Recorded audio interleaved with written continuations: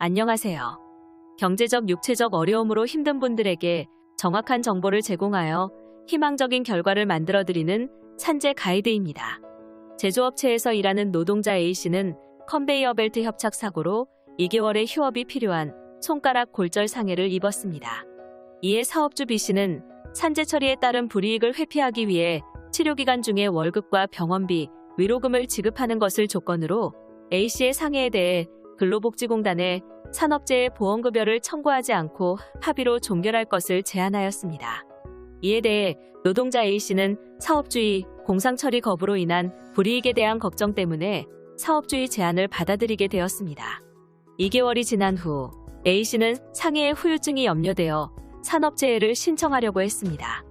이때 A씨는 공상처리에도 불구하고 산업재해를 신청할 수 있을까요? 또한 산재 처리에 대비하여 공상처리를 하는 경우 노동자와 사업주에게 어떠한 위험 부담이 있을까요? 공상처리란 업무상 재해임에도 불구하고 근로복지공단의 산업재해 보상을 신청하지 않고 사업주로부터 일정한 보상금 내지 합의금을 받고 종결하는 것으로 민사상 손해배상 합의의 한 형태입니다.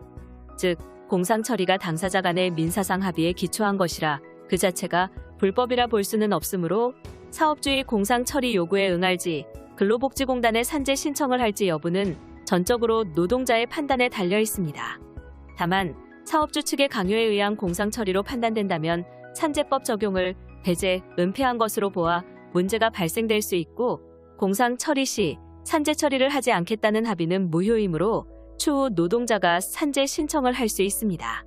만약 사업주가 공상처리를 한 사안에 대해서 산업재해 발생 보고를 하지 않는 경우 산업안전보건법 시행규칙 제4조를 위반한 불법행위의 문제가 발생할 수 있습니다.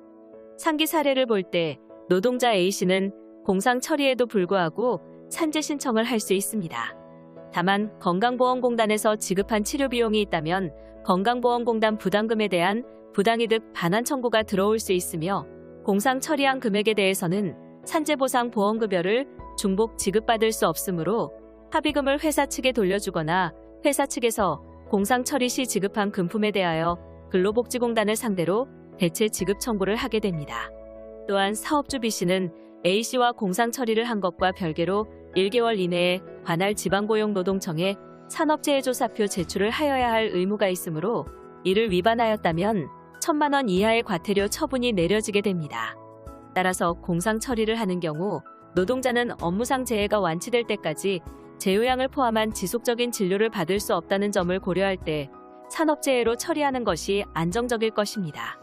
또한 사업주는 산업재해 발생 시 공상처리를 한다고 하더라도 언제든지 노동자가 산업재해를 신청할 수 있다는 점과 공상처리를 통해 사업주의 산업재해 조사표 제출 의무가 없어지는 것은 아니라는 점을 고려할 때 업무상 재해에 대해서는 산업재해보상보험법에 따른 산재 처리가 원칙이라는 것을 유념해야 할 것입니다. 산재 가이드는 법률적으로 문제가 될 수 있는 부분에 관해 상세히 설명을 드리고 해결책을 제시하는 길잡이를 해드립니다. 항상 노력하는 자세로 의뢰인의 이익을 최우선하는 모습을 보여드리겠습니다. 그 밖에 더 많은 정보는 네이버 산재 가이드 카페로 오시면 확인하실 수 있습니다. 내용이 마음에 드셨다면 구독과 좋아요, 알림 설정 부탁드립니다. 더 좋은 내용으로 찾아오겠습니다. 감사합니다.